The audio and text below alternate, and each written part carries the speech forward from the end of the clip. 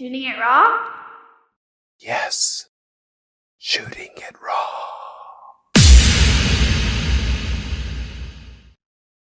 So, if I were to break into the room where you're seated, what would I see? Well, again, I'm in my garage right now because like I'm in my garage. Now it's like comment t'appelles ça une serre? It's like a greenhouse. Your man cave is a greenhouse. Yeah, my man cave is a greenhouse. So I grow hot peppers.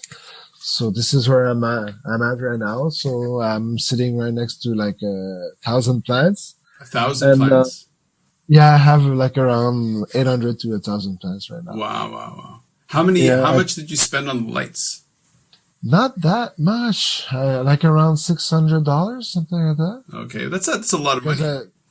It is a lot of money, but like it's a small investment for what it can, ce que ça peut rapporter à la fin. It's an investment, right? And when I saw it the first time, my reaction was, you must be growing pot, and you said no, no, I'm not. Not even one plant. No, not even one plant could grow, huh? No, but actually I couldn't because I don't have any more room, so it's impossible right now. Yeah. So so I'm in my garage with my toys, my plants, my motorcycle, and my bicycles, and my longboards. You have your longboards. How many longboards do you have? Oh, so many. I think I have like around 25 longboards. What? Yeah. What? It's my longboard years, right? I got them like in competitions because I used to be sponsored and everything. What? So I kept. Yeah. What do you mean? Wait. What's a longboard? A longboard is like it's not a skateboard. It's longer than a skateboard. I used to be riding as a professional it was just like doing snowboard skating. Yeah. On the street. So there's grabs, spins, and stuff like that. And yes, I was going fast. Okay. So when you did crash, what did you hurt? I didn't hurt myself while I was longboarding. I hurt myself. My knee problem was while I started running with my girlfriend. I didn't realize that you did you did longboarding professionally. Yeah. Montreal has longboarding history or. Well, I don't know. At that particular moment of Montreal life, a few of us made it in the big leagues. I don't know. Oh, wow. Popular. We were skating every day. So you got the plants, you got your motorcycle, you got all your longboards. What else would I see? Any camera gear in there or no? No camera in there. No camera. They're in the other room with the photo equipment and everything. Yeah. Okay. So the other room. Hey, so what's happening with the COVID-19? Like, how are you dealing with? Because a photographer like you goes out to photograph. Yeah. So I'm assuming you're not working. Oh no, I'm not working. Well, I'm on standby. That's how I would say, because like since I'm a photo reporter, like they could call and say, okay, like can you report on this?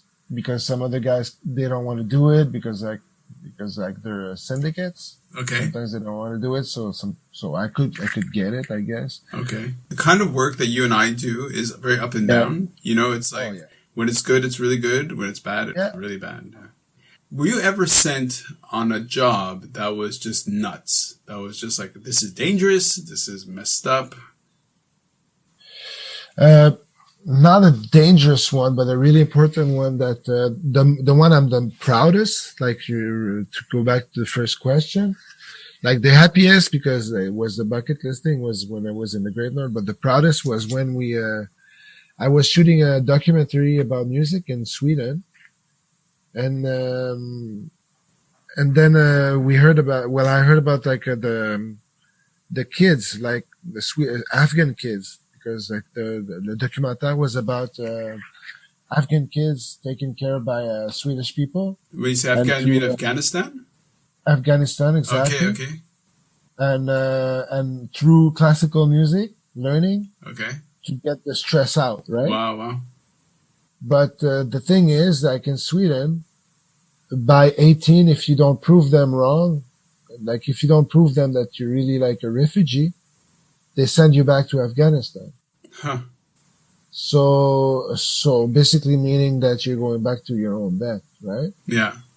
Because like imagine you're in Sweden like at 8 years old and you spend de 8 ans à 18 ans is one of the most important part of your life, right? Yeah, from 8 to 18. And then you get sent back to Afghanistan, like which is like it's a war country, right? Yeah.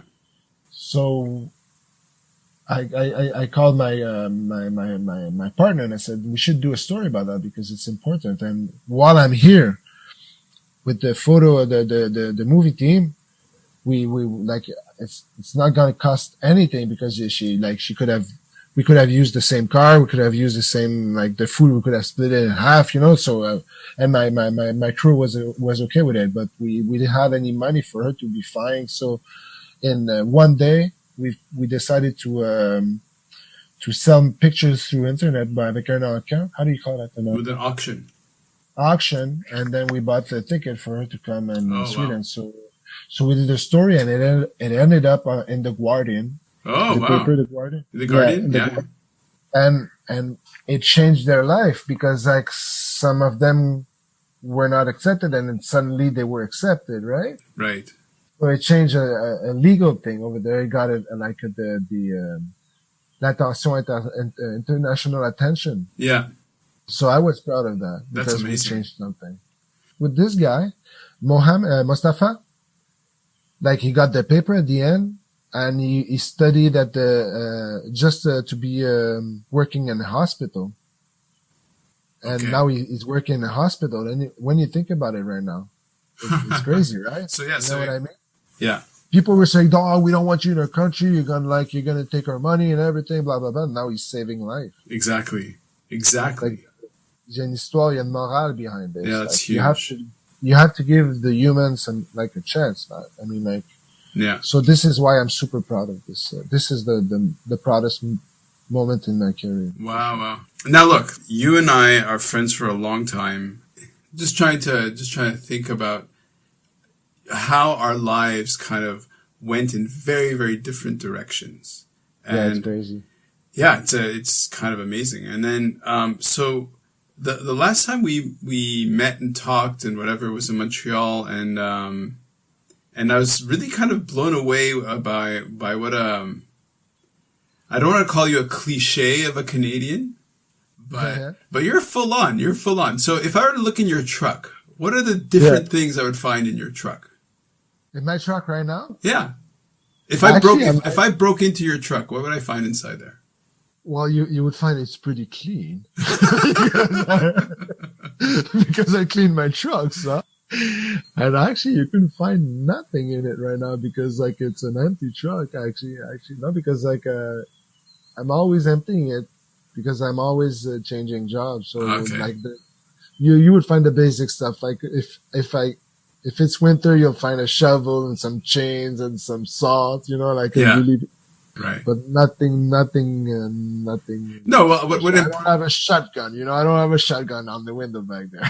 Well, that's what I was. You know, for people who like, you know, Montrealers or, you know, Montreal's a great city, beautiful city. You know, cultural, all that stuff, and then you have Fabrice Gaëtan in the Longueuil who has his shotguns and he goes hunting. Right. Yeah, sometimes it happens. Yeah, that's for sure. So, so where you live, can you just walk to a hunting trail? No, I wish. Like across the street, there's a park and there's like lots of reindeers and animals in there, which like would be perfect for my freezer. But sorry guys, but no. Yeah. So how far do you have to go to actually go hunting and fishing? Fishing, not far. Fishing, I can take my bicycle and go in the Saint Laurent River, which is like one of the best places I've been fishing in my life. Oh, wow. Yeah, strangely, because like Montreal is an island and there's like lots of currents, so and lots of the faune marine aussi, like yeah. So it's one of the best places. But if I want to go, like I could go far for fishing and hunting. When was the last time you went spearfishing? You know what? Last time I went, I think it was with you. I know. It was with you, and I sometimes I see things on TV, like the TV shows, and I'm like, oh man, I used to be doing this with Ran, man. This was amazing. And I don't know why. I don't know why I stopped. This is stupid. A wetsuit that's like an inch thick. Like we didn't get a dry suit, but a wetsuit that was freezing. It was freezing cold. Yeah, I remember that. But it was amazing fun. Yeah, I remember having to break the ice with my elbow because there was ice around the lake. Yeah. And being Canadian is a torture, man. I mean, why do you think I moved? Exactly. It's insane. I was like, this guy's coming back. What the hell's going on?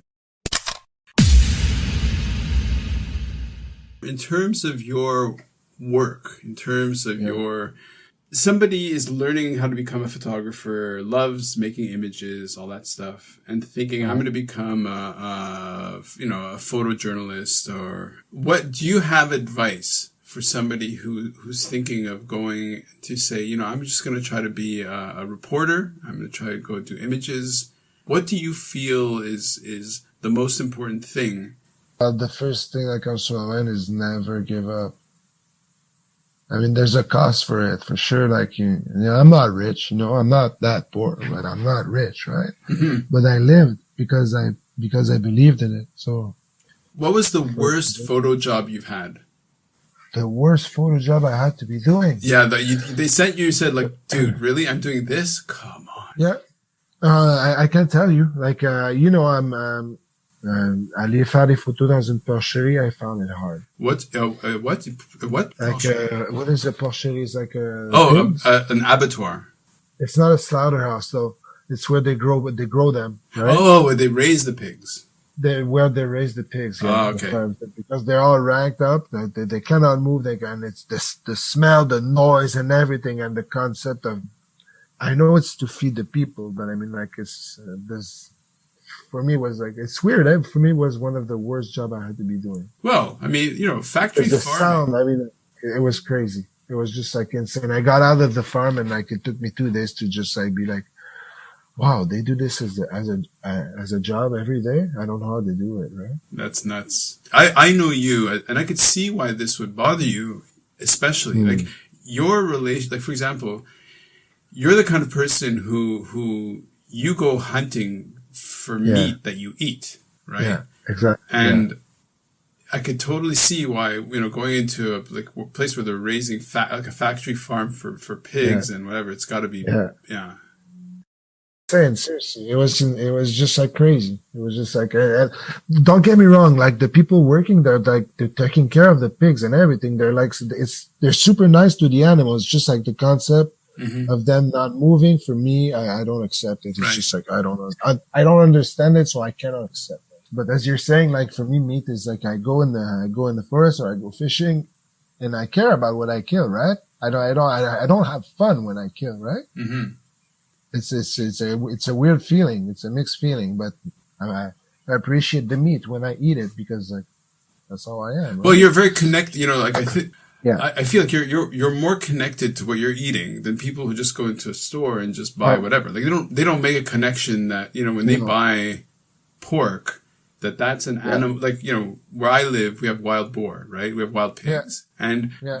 And, because, we're essentially vegetarian, we don't, we have relationships with the wild pigs around us. It's just like they have names. Yeah. But you can apply that with the plants at the same time. See, I'm growing peppers and I grow tomatoes and it takes time and energy. Sure. Okay, cool, man. Hey, listen, Fabrice, I'm just trying to think of so for the advice, never give up, just keep persisting. And ultimately, be true, man. Like, be true and be honest. Photography is not about stardom or anything like that. Photography is like capturing a moment and showing it to the people so that the people can appreciate and remember that moment as well as just like you did, right? Right. For me, it's really reporting a moment. It's not about flashing a moment. Okay.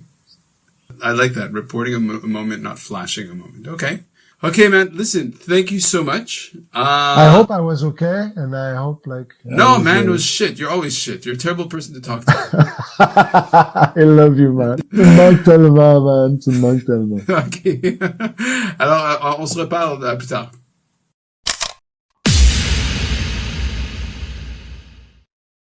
So is life really a gift? Really? Can you make every second count? That's the whole point of the podcast. So if you like what you've seen and you're inspired, because that really is my mission, then please give it a like, subscribe, and share. Shooting it raw? Yes. Shooting it raw.